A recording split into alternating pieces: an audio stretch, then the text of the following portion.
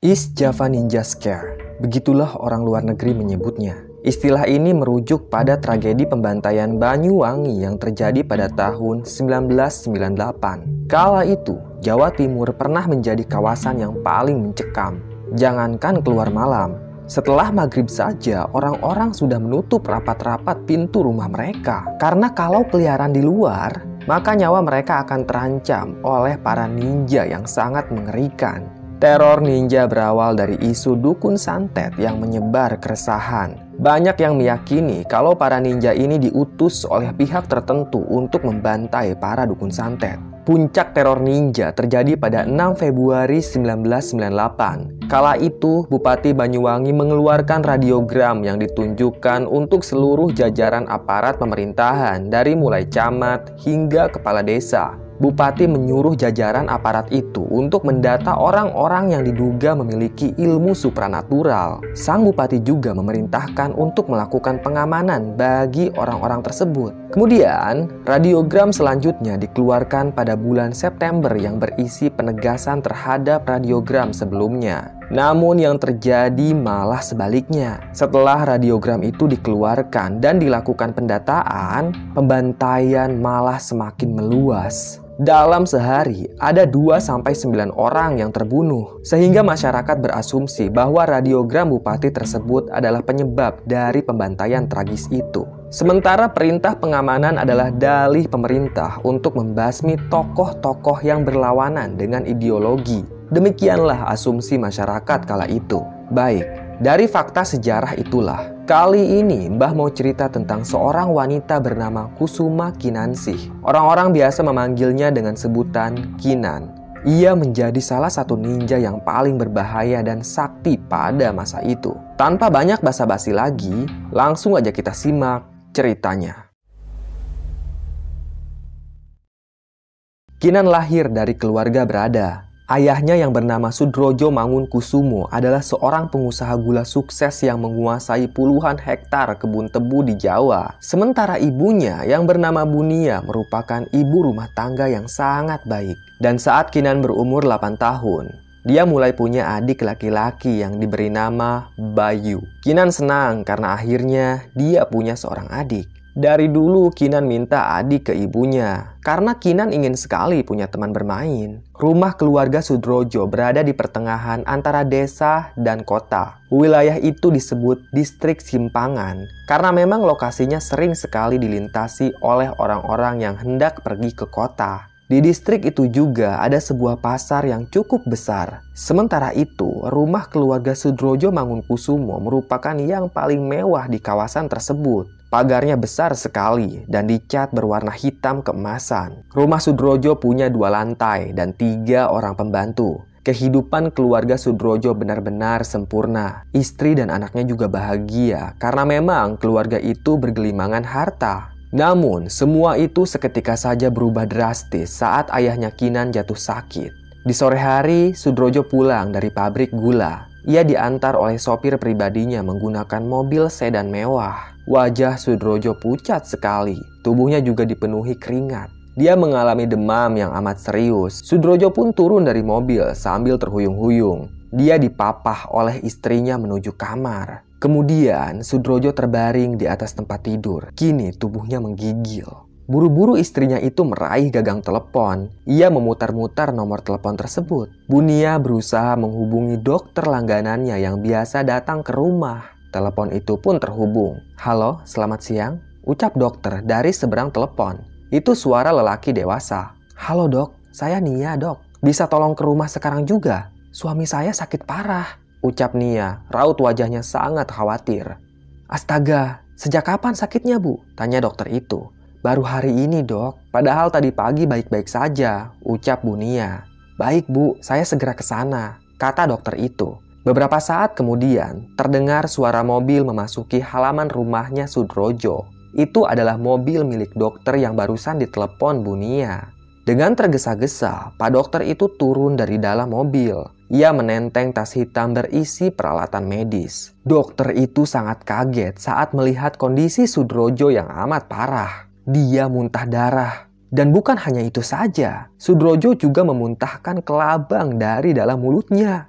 Dok, ini bukan perkara medis. Saya disantet, ucap Sudrojo. Wajahnya memerah, kedua matanya berair, mulutnya penuh dengan darah. Sementara itu, istri dan anaknya menangis histeris melihat kondisi Sudrojo yang semakin parah. Siapa yang nyantet kamu, Mas? Tanya istrinya Sudrojo sambil menangis histeris. Sudrojo tidak tahu pasti siapa yang telah melakukan ini padanya. Bisa saja ada orang yang iri pada kesuksesan Sudrojo. Dokter pun memeriksa kondisi Sudrojo.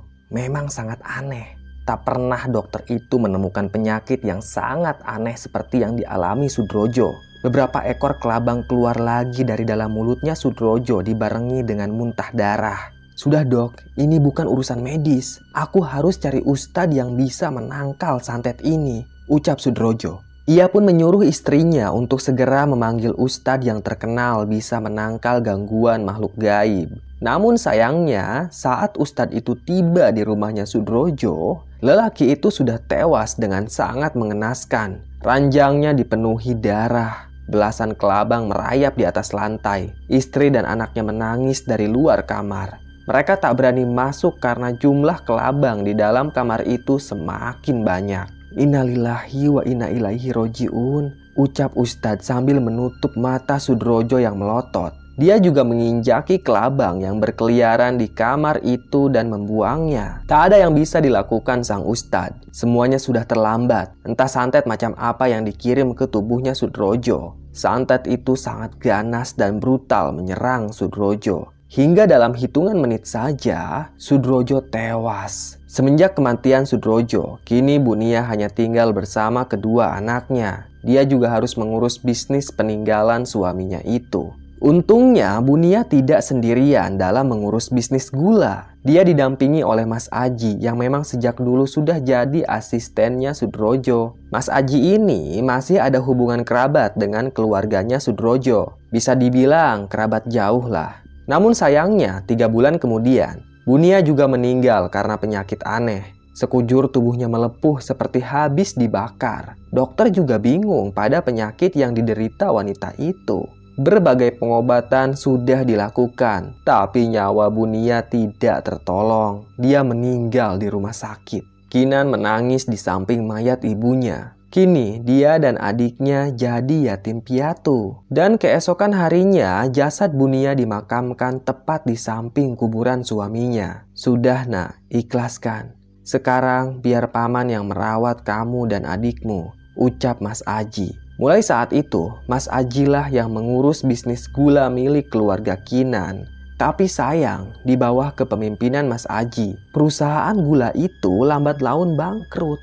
Lahan perkebunan milik almarhum Sudrojo dijual untuk membayar utang. Bahkan rumah mewah yang jadi tempat tinggal Kinan dan Bayu juga disita oleh pihak bank. Karena Mas Aji tak mampu membayar utang. Dan pagi itu, Kinan berkemas. Ia beserta adiknya yang baru bisa duduk akan dipindahkan ke rumah yang lebih kecil. Mas Aji sudah tidak bisa mempertahankan rumah mewah milik Kinan. Semuanya sudah selesai. Perusahaannya bangkrut, utang di mana-mana. Kita mau kemana, Paman? Tanya Kinan. Raut wajahnya lesu.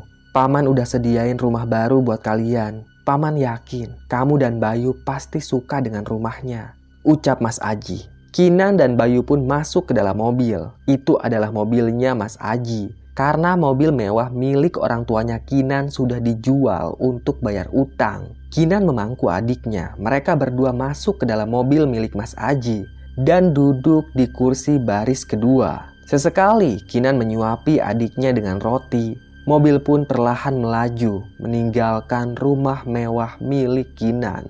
Anak itu mengucurkan air mata. Ia memandangi rumahnya lewat kaca jendela mobil. Banyak sekali kenangan yang tertinggal di rumah itu. Selang 2 jam, akhirnya mereka tiba di sebuah rumah sederhana. Setengah bangunan rumah itu terbuat dari papan kayu, sementara atapnya menggunakan genting. Ada 2 kamar di dalam rumah itu. Mas Aji pun keluar dari mobil. Ia meraih Bayu dan memangkunya. Mas Aji juga menjinjing tas milik Kinan. Perlahan mereka mendekati rumah itu. Mas Aji meletakkan tas yang berisi pakaian di depan pintu rumah. Tangan kirinya menggendong Bayu, sementara tangan kanannya merogoh kantong celana jeans. Ia meraih kunci rumah itu dan membuka pintunya. "Ayo masuk," ucap Mas Aji. Perlahan, Kinan pun masuk. Kinan memperhatikan ruangan rumah itu. Mas Aji mendudukkan Bayu di atas kursi rotan. Tak ada barang-barang mewah di rumah tersebut. Hanya ada kursi rotan, lemari kayu, dan TV hitam putih jadul yang tampak sangat usang. Kalau dilihat-lihat, TV itu tampak sudah tidak berfungsi sama sekali. "Paman tinggal di sini juga kan?" tanya Kinan. "Enggak, Paman harus pulang. Tapi jangan khawatir. Setiap hari Paman pasti jenguk kalian," ucap Mas Aji. Kinan tak menimpali. Sebenarnya dia enggan tinggal di rumah itu. Aura rumahnya terkesan menyeramkan. Ditambah lagi, lokasi rumah itu terpisah dari perkampungan warga. Lokasinya berada di tengah-tengah perkebunan pohon pinus. Dan ternyata itu adalah villa milik mendiang bapaknya Kinan. Hanya itulah aset satu-satunya yang tersisa. Sebenarnya Mas Aji sudah menawarkan rumah itu ke para pembeli. Tapi karena lokasinya tidak strategis, alhasil rumah itu tidak laku. "Ya sudah, Paman pamit dulu ya," ucap Mas Aji pada Kinan. Lelaki itu membekali Kinan 3 buah roti tawar dan selai stroberi. "Besok Paman kesini lagi bawa makanan yang enak buat kalian," ucap Mas Aji. Kinan pun mengangguk. Dia berjalan perlahan mengikuti Mas Aji sampai pintu rumah. Dia hanya bisa memandangi mobilnya Mas Aji yang perlahan pergi meninggalkan rumah tersebut. Keesokan harinya, Mas Aji tak kunjung muncul. Padahal dari pagi Kinan sudah menunggunya di depan rumah. Dan tak lama kemudian, terdengar suara deru motor dari kejauhan. Kinan pun tersenyum. Ia kira itu adalah Mas Aji, tapi ternyata bukan. Yang datang malah seorang lelaki kurus berambut keriting. Dia adalah pesuruhnya Mas Aji. Lelaki itu membawa rantang dan botol air minum. "Selamat pagi, kamu Kinan ya?" ucap lelaki kurus itu. Kinan pun mengangguk. "Ini ada titipan nasi dari Mas Aji," ucap si lelaki sambil menyodorkan rantang nasi dan air minum. Kinan pun menerimanya. "Mas Aji kemana?" tanya Kinan. "Oh, katanya dia sedang sibuk," timpal lelaki itu. Si lelaki kurus pun pamit. Kinan masuk ke dalam rumah. Ternyata rantang nasi itu adalah kiriman pertama sekaligus yang terakhir. Mas Aji tak pernah ada kabar lagi. Si lelaki kurus juga tak kunjung muncul lagi. Siang itu, Kinan dan Bayu mulai merasa lapar. Persediaan makan sudah habis. Kinan dan adiknya duduk sepanjang hari di beranda rumah. Bocah itu berharap Mas Aji muncul dengan membawa makanan. Tapi lelaki itu tak kunjung muncul sampai hari mulai gelap. Segera Kinan bangkit dari duduknya. Ia menggendong Bayu untuk masuk ke dalam rumah. Namun, sebelum Kinan menutup pintu, Kinan melihat seorang nenek yang berpakaian kebaya jadul. Kebaya itu tampak sudah sangat usang. Entah dari mana datangnya nenek tersebut. Dia menggendong sebuah bakul, lalu berjalan menuju beranda rumahnya Kinan. Perlahan, Kinan mendudukkan kembali adiknya di atas lantai dan membukakan pintu. "Nak, sini makan. Nenek bawa nasi sama lauk pauk buat kalian berdua," ucap nenek itu. Ia duduk di tepi beranda rumahnya Kinan. Kedua kaki nenek itu nyeker. Dia pun membuka bakul yang dibawanya. Tampaklah makanan yang enak dan lezat. Melihat makanan itu, perut Kinan semakin keroncongan saja. Kemudian Kinan makan dengan lahap. Sesekali ia menyuapi adiknya. "Nenek siapa?" tanya Kinan sambil terus makan. "Aku Mbok Sarpah. Rumahku tak jauh dari sini," ucap Mbok Sarpah. "Kamu jangan khawatir, besok Mbok kesini lagi bawa makanan," kata wanita tua itu. Kinan pun mengangguk. Setelah kenyang, Mbok Sarpah menyuruh Kinan untuk mengambil sisa makanan yang ada di dalam bakul. Isinya ada pisang dan berbagai macam kue khas Jawa. "Simpan buat nanti malam," ucap Mbok Sarpah. Semenjak saat itu, Mbok Sarpahlah yang memberi makan Bayu dan Kinan. Tahun demi tahun berlalu, Kinan mulai beranjak dewasa. Dia tak lagi menggantungkan hidup pada Mbok Sarpah. Kinan ingin berusaha sendiri. Ia tumbuh menjadi wanita yang kuat dan tegar. Kini umurnya menginjak 23 tahun, sementara Bayu berumur 15 tahun. Kinan putus sekolah. Dia fokus cari uang untuk membiayai adiknya yang sekarang duduk di bangku SMP. Pekerjaan Kinan cukup berat. Dia jadi kuli bongkar muat di pabrik pembuatan bata merah. Tugas Kinan adalah memasukkan bata ke dalam mobil truk. Mayoritas kuli di pabrik itu adalah laki-laki. Hanya Kinan saja yang perempuan. Memang mencari pekerjaan sangatlah sulit, terutama bagi Kinan yang tidak berijazah sama sekali. Pekerjaan yang Kinan dapatkan hanya jadi tukang kuli bongkar muat bata. Selama bekerja, Kinan hanya bisa mengangkut bata sekuatnya saja. Kadang sekali jalan 5 biji atau bahkan 4 biji. Si bos bukannya tak mau memecat Kinan, tapi bos itu kasihan pada Kinan. Ia tahu kalau Kinan adalah anak yatim piatu. Singkat cerita, di suatu malam, Kinan harus kerja lembur karena pesanan bata dari toko rekanan meningkat. Tepat jam 8 malam, Kinan masih bekerja. Ia mendengar rekan kulinya yang membicarakan soal lowongan pekerjaan. Kau nggak bosan kerja di sini? Udah gajinya kecil, capek lagi. Ucap lelaki berambut cepak. Iyalah, bosan banget. Tapi kan nggak ada kerjaan lain. Ucap rekannya itu. Ada nih lowongan kerja. Tadi pagi, aku menemukan kertas ini di depan pintu kontrakanku. Kata si lelaki berambut cepak. Dia merogoh selebaran kertas yang sudah kucel. Rekannya langsung mengambil kertas itu. Aku nggak mau. Takut penipuan. Timpal temannya itu sambil membuang kertas. Ya juga sih, kan sekarang lowongan kerja susah banget. Gak mungkin ada orang yang nyebar info lowongan kerja sampai ke pintu kontrakan. Si lelaki berambut cepak mulai menyadarinya. Dia bahkan tidak mengambil lagi kertas itu. Kinan terus menyimak percakapan mereka. Wanita itu pun penasaran pada kertas yang sudah dibuang. Setelah pekerjaan selesai, Kinan pun memungut kertas itu. Perlahan, Kinan membacanya. Walaupun wanita itu putus sekolah, tapi Kinan sudah pandai membaca dan menulis. Lowongan kerja dengan gaji tinggi, desis Kinan. Buru-buru ia kantongi kertasnya dan langsung pergi meninggalkan kawasan pabrik. Keesokan harinya, Kinan tidak masuk kerja. Semua orang bertanya-tanya apakah wanita itu sedang sakit. Dan ternyata Kinan mau mendatangi alamat yang tertera pada kertas lowongan kerja. Pagi-pagi sekali, ia sudah menyiapkan sarapan untuk adiknya. Bayu menampakkan wajah murung. Karena uang SPP sekolahnya sudah nunggak selama 6 bulan. Dikasih surat tagihan lagi ya? Tanya Kinan. Mereka berdua duduk di meja makan. Bayu mengangguk. Ia menyendok nasi goreng lalu mengunyahnya. Kamu tenang aja ya dek. Minggu ini kakak pasti lunasi SPP kamu.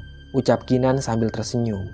Bayu mengangguk lagi. Dia sudah sering mendengar kalimat itu dari kakaknya. Tapi uang SPP tak kunjung dilunasi. Maklum, sebagai kuli bongkar muat, gaji Kinan hanya cukup untuk makan sehari-hari. Setelah selesai sarapan, Bayu berangkat ke sekolah. Sementara Kinan naik angkutan umum dari rumahnya dan langsung menuju alamat lowongan kerja. Setibanya di sana, Kinan heran karena dia tidak melihat tanda-tanda lowongan pekerjaan. Lokasinya sangat sepi. Kinan berdiri di depan gerbang pabrik yang sudah berkarat. Bertahun-tahun pabrik itu tidak beroperasi. Kinan mengecek kembali alamat yang tertera pada kertas. Ia tidak nyasar. Kinan datang ke alamat yang tepat. Tapi kenapa sepi ya? Tanya Kinan dalam hatinya. Selang beberapa saat, ada seorang lelaki yang membuka gerbang itu. Tampangnya terkesan seram, seperti preman. Ia berambut gondrong dan mengenakan jaket warna hitam. Juga celana levis yang bolong di bagian dengkulnya. Mau apa kau di sini?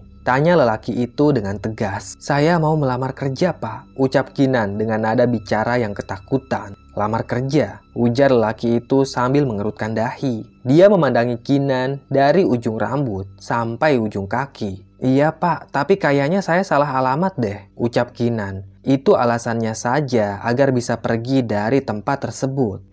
Tunggu. Sahut lelaki itu saat Kinan membalikkan badan. Si lelaki kembali menanyai Kinan. Segera Kinan menyerahkan selembar kertas yang berisi lowongan pekerjaan. Ayo masuk, kata lelaki itu. Kinan dibawa masuk ke dalam pabrik yang sudah terbengkalai. Dan tanpa diduga-duga, ternyata ada banyak sekali orang di pabrik itu. Mereka semua laki-laki. Hanya Kinan yang perempuan. Kalau boleh tahu, lowongan kerjanya apa ya? Tanya Kinan pada lelaki tersebut. Membantai dukun santet, ucap lelaki berambut gondrong. Lelaki itu memberitahu Kinan kalau pekerjaannya sangat berbahaya, tapi upahnya juga besar. Berapa upahnya, Pak? Tanya Kinan. 10 juta, ucap lelaki itu. Kinan pun terdiam. Dia mulai mempertimbangkan tawaran kerja itu karena uang 10 juta sangat besar. Dan seketika saja Kinan teringat pada ayahnya yang dulu meninggal karena santet. "Saya terima pekerjaannya, Pak," ucap Kinan. Dia sekalian ingin balas dendam. Selang beberapa saat, Kinan dan komplotannya diberi cupluk dan baju warna hitam layaknya ninja. Dan bukan hanya itu saja, mereka juga diberi pilihan senjata. Ada samurai dan ada juga pisau tajam yang ukurannya cukup panjang. Kebanyakan dari mereka memilih pisau, termasuk Kinan. Senjata itu memang sangat praktis untuk dibawa. Malam pun tiba. Mereka semua berpakaian layaknya ninja. Pisau terselip di pinggang mereka. "Ayo semuanya naik," kata lelaki berambut gondrong. Para ninja diangkut menggunakan truk yang baknya ditutup dengan terpal. Ini tengah malam, jalanan sudah sangat sepi. Tak ada orang yang melihat aksi mereka. Tugas para ninja itu mendatangi rumah yang pintunya sudah ada label silang. Tim rahasia sudah memberi label itu menggunakan cat, bertujuan untuk membedakan mana rumah dukun santet dan mana yang bukan. Beberapa saat kemudian, mobil itu berhenti di pinggir hutan. Para ninja pun turun. Desa yang menjadi target mereka berada di tengah-tengah perkebunan karet. Dengan sigap, para ninja lari di antara batang-batang pohon karet. Kinan tertinggal beberapa meter dari kawan-kawannya. Dengan sekuat tenaga, Kinan pun menyusul mereka. Dan setibanya di pinggiran desa, para ninja itu mengintai dari balik pepohonan. Kemudian, salah satu dari mereka mengacungkan tangan kanannya, memberi isyarat agar para ninja itu segera masuk ke desa. Dengan senyap, mereka merayapi desa itu. Satu persatu, mereka berhasil masuk ke rumah warga. Yang mereka incar hanya dukun santet. Pembantaian itu mereka lakukan dengan senyap. Bahkan ada dukun santet yang tak bersuara sama sekali saat meregang nyawa. Sementara itu, Kinan masih belum bergerak. Dia berdiri di balik pohon karet sambil menyaksikan aksi para ninja. Kinan ragu kalau dia bisa melakukan pekerjaan ini. Dan tiba-tiba saja terdengar suara anggota ninja. "Lari!" Ternyata warga terbangun oleh aksi para ninja itu. Warga pun berhamburan ke kebun karet untuk mengejar pasukan ninja. Segera Kinan pun lari dengan sekuat tenaga. Namun sayangnya, komplotan ninja berhasil kabur, kecuali Kinan.